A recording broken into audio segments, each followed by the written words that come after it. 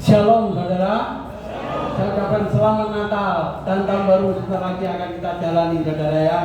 Di mana hari Natal ini kita harus bersuka cita karena Yesus lahir ke dunia untuk menebus dosa dan salah saudara. Amin saudara. Tanpa kelahiran Tuhan Yesus maka sia-sialah akan puji-pujian kita, sia-sialah iman kita. Tetapi oleh karena kasih Allah Bapa, Dia telah mengaruniakan anaknya tunggal supaya setiap orang yang percaya padanya tidak binasa, melainkan memperoleh hidup yang kekal. Haleluya saudara. Di mana saya boleh bersyukur dan terima kasih saudara ya. Di mana saya tidak pernah berjanji dengan gembala saudara. Di mana Pak Wijaya, saya tidak pernah memberikan tema, tetapi tema ini persis yang saya persiapkan. Di Lukas 1 ayat yang ke-37. Sebab bagi Tuhan tidak ada yang mustahil. Amin saudara. Di mana kita sebagai anak-anak Allah telah banyak mendengarkan kabar tentang kesukaan, kabar damai sejahtera. Ya, tidak ada yang lain saudara kecuali hanya di dalam Tuhan Yesus Kristus saudara. Di mana ya saudara, bagi Allah tidak ada mustahil. Bagi Allah apa yang dikatakan pasti digenapi. Ya, kita mau belajar apa yang tertulis di dalam firman-Nya, itu semuanya digenapi. Apa yang telah difirmankan lewat nabi-nabinya telah digenapi lewat kelahiran Tuhan Yesus Kristus. Juga apa yang telah dikatakan oleh malaikat Jibril telah digenapi lewat kelahiran Tuhan Yesus Kristus. Kita mau baca bersama mengapa Tuhan menjadikan hal-hal yang tidak mungkin menjadi mungkin, yang tidak ada menjadi ada, yang tidak bisa menjadi bisa. Karena Allah yang kita sembah dalam Tuhan Yesus Kristus, Dia tidak ada yang mustahil. Semuanya apa yang difirmankannya, semuanya telah digenapi. Di sini saudara, zamannya Raja Herodes, di situ ada dua wanita yang berbeda, tapi sama-sama mengalami mukjizat dan mengalami suatu hal yang aneh, tapi nyata. Yang pertama, ya kita melihat, ya di pasal 5 sampai 7 dinyatakan di situ seorang yang namanya Zakaria dan istrinya Allah adalah Elisabeth. Dia dinyatakan sudah tua dan mandul, lanjut usia. Secara medis, secara kedokteran, orang yang mati haid atau mandul tidak mungkin bisa punya anak. Benar gak saudara? Tapi di situ Allah telah berfirman, apa yang tidak mungkin menjadi mungkin. Ya, bagi Allah tidak ada yang mustahil. Mari kita baca di dalam Lukas 1 ayat 26 sampai 38, pemberitahuan tentang kelahiran Yesus. Dalam bulan yang ke-6, Allah menyuruh malaikat Jibril pergi ke sebuah kota di Galilea bernama Nazaret kepada seorang perawan yang bertunangan dengan seorang bernama Yusuf dari keluarga Daud. Nama perawan itu ialah Maria. Ketika malaikat itu masuk ke rumah Maria, ia berkata, "Salam, hai engkau yang dikaruniai Tuhan, menyertai engkau." Maria terkejut mendengar perkataan itu, lalu bertanya dalam hatinya, apa arti salam itu? Kata malaikat itu kepadanya, "Jangan takut, hai Maria, sebab engkau beroleh kasih karunia di hadapan Allah. Sesungguhnya Allah, engkau akan mengandung dan melahirkan seorang anak laki-laki, dan dapat engkau menamakan dia Yesus. Ia akan menjadi besar dan akan disebut Anak Allah yang Maha Tinggi. Dan Tuhan Allah akan mengaruniakan kepadanya takhta Daud bapa leluhurnya. Dan ia akan menjadi raja atas kaum keturunan Yakub sampai selama-lamanya, dan kerajaannya tidak akan berkesudahan." Kata Maria kepada malaikat itu, "Bagaimana hal itu mungkin terjadi karena aku belum bersuami?" Jadi kata malaikat itu kepadanya, "Roh Kudus akan turun atasmu, dan kuasa Allah yang Maha Tinggi akan menaungi engkau. Dan sebab itu anak yang akan kau lahirkan itu akan disebut kudus, anak Allah. Dan sesungguhnya Elisabeth sanakmu itu, ia pun akan mengandung seorang anak laki-laki pada hari tuanya. Dan inilah bulan yang ke-6 bagi dia yang disebut mandul itu. Sebab bagi Allah tidak ada yang mustahil." Amin saudara. Kata Maria, "Sesungguhnya aku ini adalah hamba Tuhan, jadilah padaku menurut perkataan itu."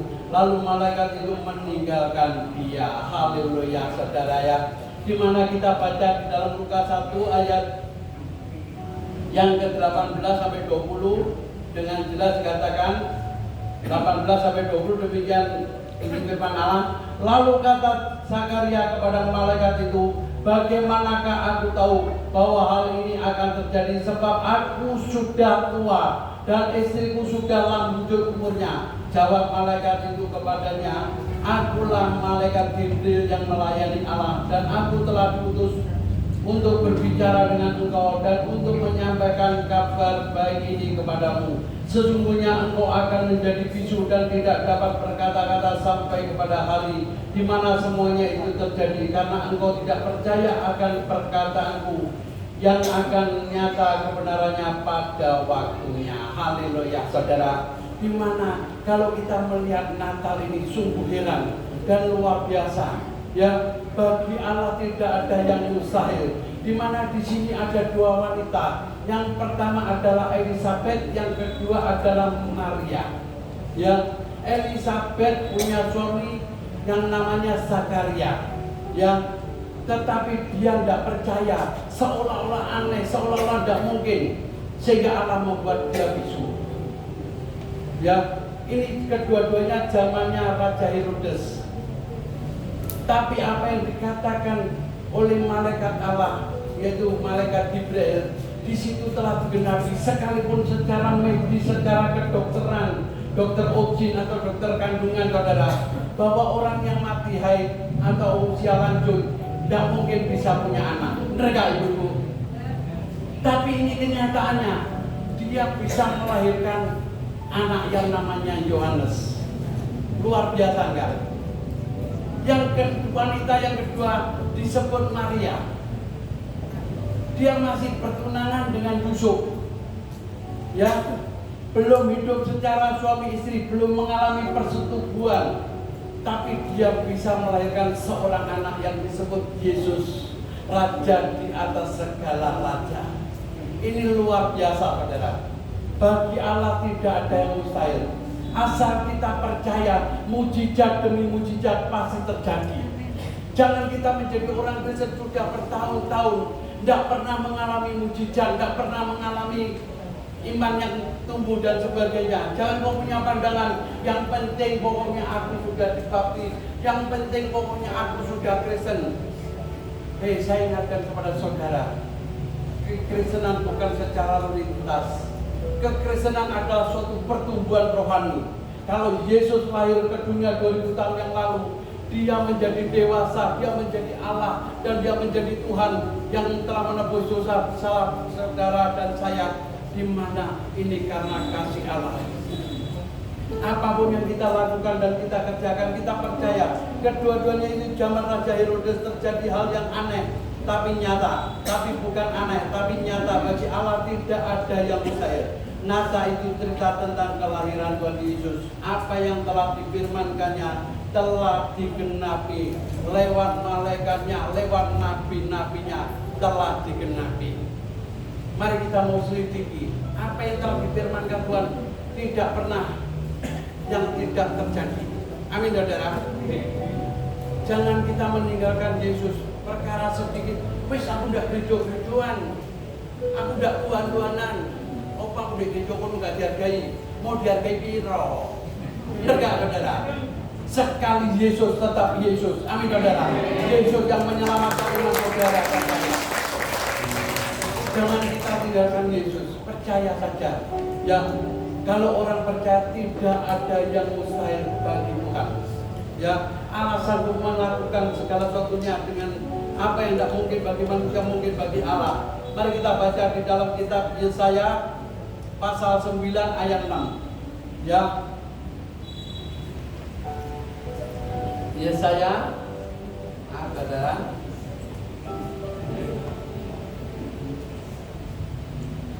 Yesaya pasal 9 ayat yang ke-6 dengan jelas dikatakan, saudara, sebab seorang anak telah lahir untuk kita, seorang putra, bukan putri, bukan wanita, telah diberikannya untuk kita. Lambang pemerintahan ada di atas baunya, dan namanya disebut orang penasihat ajaib, Allah yang perkasa, Bapa yang kekal, Raja damai.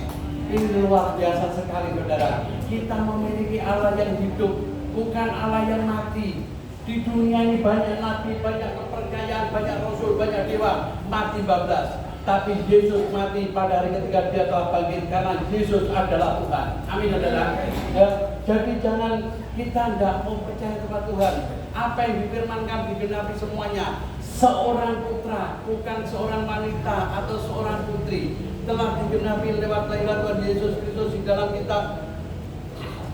Saudara, digenapi lewat Matius pasal 1 ayat 21 sampai ayat 23 saudara. Dengan jelas dikatakan saudara, ia akan melahirkan anak laki-laki dan engkau akan menamakan dia Yesus, karena dialah yang akan menyelamatkan umatnya dari dosa mereka. Hal itu terjadi supaya genaplah yang difirmankan Tuhan oleh Nabi. Jelaskan apa yang ditunjuk pria atau putra digenapi, bukan wanita, bukan putri. Di sini jelas sekali saudara, baik lewat malaikatnya, lewat nabi-nabinya, semuanya digenapi. Bagi Allah tidak ada mustahil. Orang buta melihat, orang lumpuh berjalan, orang tuli mendengar, orang bisu dapat berkata-kata. Ya, karena Allah yang kita sembah, dia adalah Allah yang hidup. Bisa sanggup merubah yang tidak mungkin menjadi mungkin, yang tidak bisa menjadi bisa. Ya, dimana sekalipun Bapak tadi sebagai tunanetra, saya ingat salah satu hamba Tuhan, ya dia waktu di perempatan, di mana ada pengamen saudara, dia main gitar jeng jeng jeng, burung nuri katanya, terbang tinggi katanya, burung nuri katanya, terbang tinggi katanya. Akhirnya Bapak hamba Tuhan ini ngomong, Pak, tadi kok terbang tinggi katanya dan sebagainya. Iya maaf om, saya buta om, saya hanya dengar kata orang katanya. Tapi bagi Allah tidak ada yang mustahil. Orang yang datang kepada Yesus, dia sanggup mengubahkan. Orang sekalipun kusta, dia tahirkan, karena Yesus adalah Tuhan.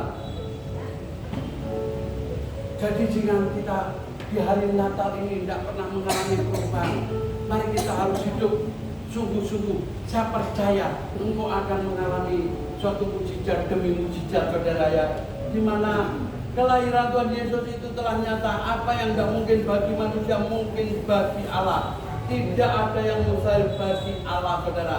Bahwa janjinya itu ya dan amin. Janji manusia itu tinggal janji saudara. Ya, dimana saya tidak nyalakan gereja Tuhan. Seringkali gereja Tuhan kalau hari Natal ini perayaannya dibesar-besarkan, nggak salah, benar nggak? Memang ini menyongsong kelahiran Tuhan Yesus Kristus. Tapi kita harus sadar, dalam kekristenan itu ada 5 rangkaian yang harus kita rayakan, yang harus kita hormati, harus kita imani. Apa yang telah tertulis di dalam firman-Nya, di situ tergenapi semua. Ada kelahiran tanpa kematian Tuhan Yesus Kristus, maka sia-sialah iman saudara. Benar nggak saudara? Sebaliknya kalau Yesus hanya mati saja tanpa bangkit, maka engkau tidak akan mengalami terang hidup, engkau tidak akan mengalami kemenangan demi kemenangan. Sebaliknya kalau Yesus telah bangkit dari kematian, dia tidak menaik ke surga, maka engkau tidak akan mendapat tempat yang layak. Benar nggak saudara? Di dalam Yohanes 14 ayat pertama sampai 3 dengan jelas dikatakan, janganlah gelisah hatimu, percayalah kepada Allah dan percayalah juga kepadaku, karena di rumah Bapakku banyak tempat tinggal. Tentu jika tidak demikian, aku mengatakan kepadamu, aku telah pergi ke situ dan telah menyediakan tempat bagimu. Amin saudara. Enak ada ikut Tuhan. Enak ada tempat yang pasti. Bukan mugi-mugi, bukan mugo-mugo, tapi ikut Yesus ada kepastian. Jadi Natal ini saudara, kita merayakan kelahiran Tuhan Yesus tidak salah, tapi yang lain pun harus dirayakan. Saya sangat menyesal ya kalau hari kenaikan Tuhan Yesus ke surga, di mana itu pas hari Kamis, Ya, di mana pemerintah sudah menyediakan tanggal merah, tapi banyak anak-anak Tuhan lencer ke Batu, ke Trentes, ke luar kota dan sebagainya. Boleh lencer, saya suka kuliner keluar kota, tapi yang penting ibadah untuk mencari Tuhan, mendahulukan Tuhan itu harus utama. Selesai itu kamu mau lencer kemana? Boleh, tidak salah. Ya, jangan kita waktu sudah disiapkan oleh pemerintah tanggal merah, kita leha-leha ke Batu, ke Jatimpa, ke Selita, ke Songkoriti. Ya, itu kan sia-sia, benar gak saudara? Kalau Yesus tidak naik ke surga, saudara tidak mungkin mendapat upah. Sebaliknya, Yesus naik ke surga, dia bukan tamasya, bukan Holy Land, bukan bersenang-senang, tapi yang jelas dia menyediakan tempat buat saudara. Dan dia datang kembali supaya mencurahkan Roh Kudusnya buat saudara dan saya. Tak kalah kita menghadapi kesulitan-kesulitan, mengalami peperangan melawan kuasa-kuasa kegelapan, kalau kita tidak ada Roh Kudus, kita tidak akan mengalami kemenangan demi kemenangan. Amin saudara. Oleh karena itu kita harus renungkan apa yang dijanjikan Allah telah digenapi lewat kelahiran daripada Tuhan Yesus Kristus.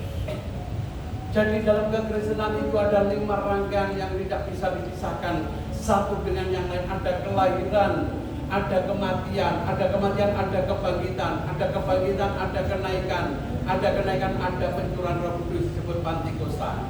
Ya, jangan kita menjadi orang Kristen tidak mengalami lawatan, sia-sia semuanya saudara. Janji Allah lain dengan janji manusia. Janji manusia itu seringkali membuat orang bingung. Janji manusia seringkali membuat orang tidak jelas, yang mengecewakan. Saya punya karyawan beberapa tahun yang lalu. Dia mengatakan, oh mungkin aku habis nikah ini mungkin tidak kerja lagi. Lopo, iya aku berjanji ini morotuoku. Kalau aku sudah nikah, aku berikan mesin jingkal untuk garap sawah itu saudara. Nikah sudah tinggal 3 minggu, ditunggu-tunggu ditagih. Iya bapak sih belum duit. Ditinggal sama suaminya saudara. Inilah janji manusia. Benar gak saudara?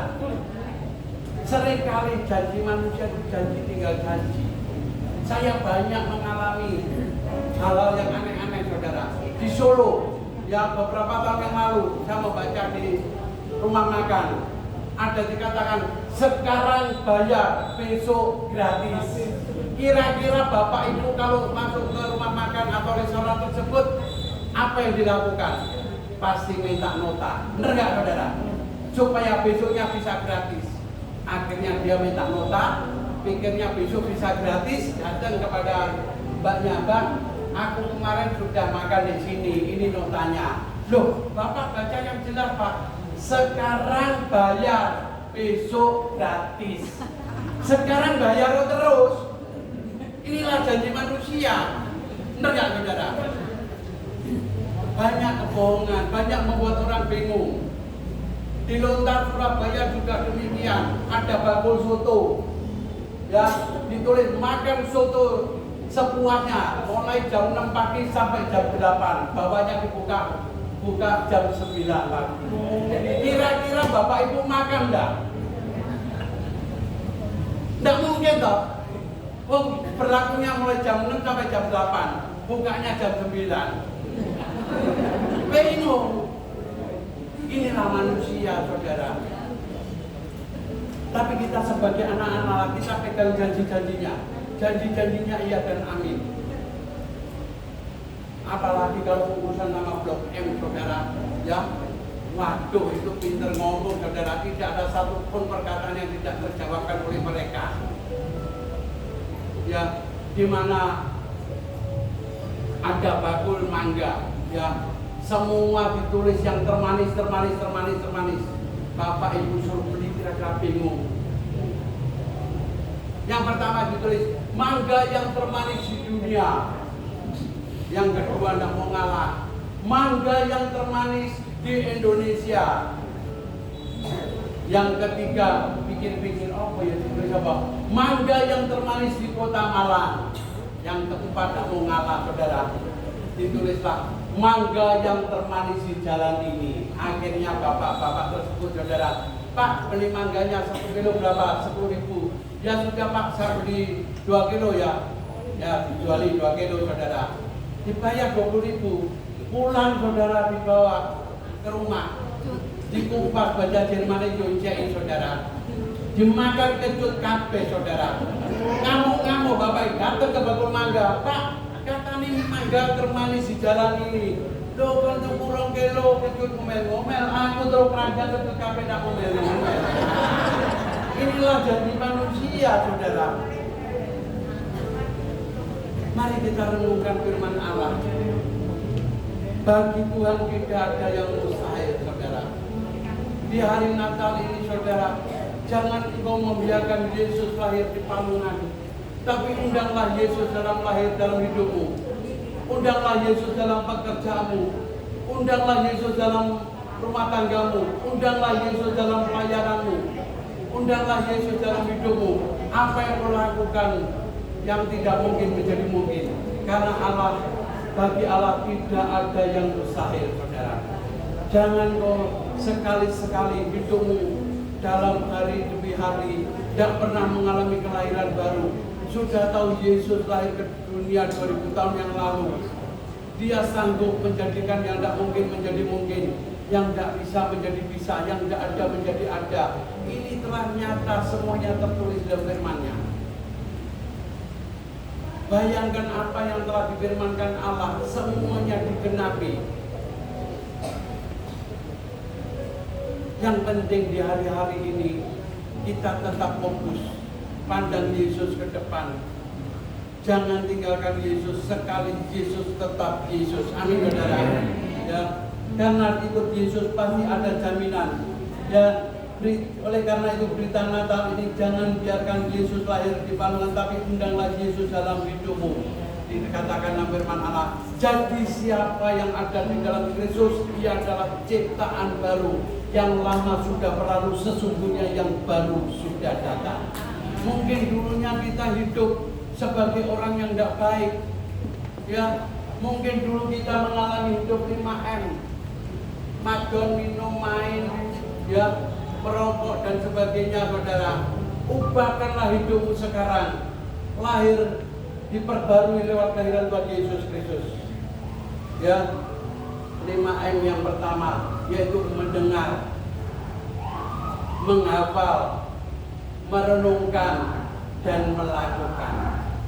Mau saudara melakukan firman Allah? Amin, saudara ya. Jangan kau pandang, oh aku sudah tua, aku tidak mampu. Semua kalau Allah karuniakan, Allah berikan nikmat, yang tidak mungkin menjadi mungkin, yang tidak mampu diberikan kemampuan. Bagi Allah tidak ada yang mustahil. Amin, saudara. Ya, kita tetap percaya bahwa orang ikut Yesus pasti banyak mengalami mujizat, mengalami pertolongan. Apalagi menghadapi akhir zaman ini, masa-masa penapian antara orang benar dan orang yang tidak benar. Allah akan bedakan baik dalam rumah tanggamu, dalam pekerjaanmu, dalam ekonomimu, dalam keuanganmu. Mari kita baca di dalam kitab Maliaki, saudara ya, di mana kitab Maliaki pasal 3 ayat 18 dengan jelas, saudara. Maliaki 3 ayat pasal 3 ayat 18 dengan jelas dikatakan, maka kamu akan melihat kembali perbedaan antara orang benar dan orang fasik, antara orang beribadah kepada Allah dan orang yang tidak beribadah kepadanya. Pesan Natal ini, saudara, ya, bahwa orang yang sungguh-sungguh mengiring Tuhan, orang yang sungguh-sungguh beribadah kepadanya, orang yang hidup benar, pasti hidupnya diberkati, rumah tangganya diberkati, kepintarannya diberkati, tokonya diberkati. Apa yang kau lakukan, Allah membuatnya berhasil. Amin, saudara. Yang penting kita tetap setia. Jangan kau berkata, hidupmu berkata demikian, oh aku sudah melayani Tuhan sudah 40 tahun, sudah cukup, biar anak-anakku, biar cucuku yang melanjutkan. Ya, jangan, saudara. Dikatakan firman Tuhan, Hendaklah engkau setia sampai mati, maka aku akan mengaruniakan kepadamu mahkota kehidupan. Amin, saudara. Jadi masuk surga itu yang diterima adalah mahkota. Jangan kau bangga kalau engkau bisa masuk surga, engkau tidak diterima apa-apa. Ada mahkota kesetiaan, mahkota kebenaran, mahkota kemuliaan dan sebagainya. Benar gak, saudara? Ya, seperti engkau diajak oleh Pak Wijaya sebagai gembala sudah di tempat ini. Ayo, dek, Gang Cangkrik. Tapi setelah sampai di Gang Cangkrik, engkau tidak dipesankan makanan. Kira-kira makan enggak? Nah, demikian pula ikut Yesus. Enak teman, saudara. Ya, jadi jangan tinggalkan Tuhan Yesus. Di hari Natal ini kita menasihati setiap pribadi lepas pribadi harus mengalami perubahan. Jadi siapa yang ada di dalam Kristus, ia adalah ciptaan baru, yang lama sudah berlalu, sesungguhnya yang baru sudah datang. Ini kita pegang erat-erat, saudara. Maleakhi dengan jelas dikatakan, saudara, maka kamu akan melihat kembali ada suatu perbedaan antara orang benar dan orang fasik, antara orang yang beribadah kepadanya dan orang yang tidak beribadah kepadanya. Tinggal boleh engkau mau setia atau engkau asal ibadah saja. Ya, di hari-hari ini banyak jemaat Tuhan mengalami perubahan dalam hidupnya. Wis di rumah nyetel YouTube, nyetel Instagram, nyetel yang lain dan sebagainya, saudara. Ada orang kaya yang beli ya dari WA-nya di slide ke gambar yang besar LED. Semua satu keluarga kelihatannya ibadah, kelihatannya wah baik mata Tuhan, tapi tidak menghargai Tuhan, saudara. Ibadah di rumah, makan rawon, makan soto, makan kacang, celana pendek, menghargai Tuhan enggak, saudara? Enggak, saudara, benar enggak? Mari kita, ayo ibadah sungguh-sungguh. Saya percaya kalau engkau ibadah sungguh-sungguh, maka ada suatu perbedaan antara orang benar dan orang fasik, orang yang beribadah kepadanya dan orang yang tidak beribadah kepadanya. Kita mau belajar setiap firman Tuhan, saudara. Ada suatu perbedaan yang luar biasa. Bagi Allah tidak ada yang mustahil. Banyak mujizat yang Allah lakukan, saudara. Di mana sebelum manusia menciptakan umon, sebelum menciptakan matematika, Tuhan Yesus sudah menciptakan matematika yang tidak bisa dihitung oleh profesor siapa saja. Contohnya, 5 ketul roti dan 2 ekor ikan untuk makan berapa ribu orang? Nah, ngerti semua kan? Sisanya berapa bakul? Luar biasa. Bener nggak, saudara? Kenapa sisa 12 bakul? Karena muridnya Tuhan Yesus hanya 12. Kalau sisa 13 dibontok sama jemaat. Maaf, jemaat ini tidak ada. Di Jakarta banyak. Ya. Tapi kita merenungkan firman Tuhan, saudara. Luar biasa Tuhan Yesus, saudara. Profesor modelnya kayak apa? Suruh hitung, nggak ketemu. Bener nggak, saudara? Kumon kayak apa? Suruh hitung, nggak ketemu. Matematika modelnya kayak apa? Nggak ketemu. 5 tambah 2 diambil 5.000, sisa 12. Bagaimana cara hitungnya? Justru ini, sebab bagi Tuhan tidak ada yang mustahil. Bagi Tuhan tidak ada perkara yang besar. Semuanya bagi Tuhan adalah perkara-perkara kecil. Allah sanggup mengubah yang tidak mungkin menjadi mungkin, yang tidak ada menjadi ada, tidak ada menjadi ada. Luhur Tuhan kita adalah luar biasa, saudara. Haleluya. Tugas kita hanya membuka hati dan percaya dan terima keselamatan dari Dia. Amin, saudara. Tugas kita sebagai anak-anak Tuhan hanya membuka hati dan percaya Yesus. Maka engkau akan mengalami mujizat demi mujizat. Jangan engkau pulang di acara Natal ini, engkau tidak mengalami pertumbuhan rohani, tidak mengalami kedewasaan. Yang penting aku melayani, yang penting aku ke gereja. Kalau tidak ke gereja aku disuruh sama Bapak Gembala sidang dan sebagainya. Ayo, mulai tahun depan kita mengalami perubahan. Ya, yang dulunya tidak setia, kita harus setia lagi. Saya percaya, ya, kalau kita sungguh-sungguh mencari yang buat Tuhan, yaitu di hari Natal ini cerita tentang apa, saudara? Nggak ada tahu. Cerita tentang kelahiran Yesus Kristus, benar nggak, saudara? Kalau kita merayakan kelahiran, apa yang kita bawa? Kado, benar nggak, saudara? Masa orang tuamu ulang tahun, papa mamamu, atau mungkin anak ulang tahun, pasti engkau menyediakan kado, benar gak, saudara?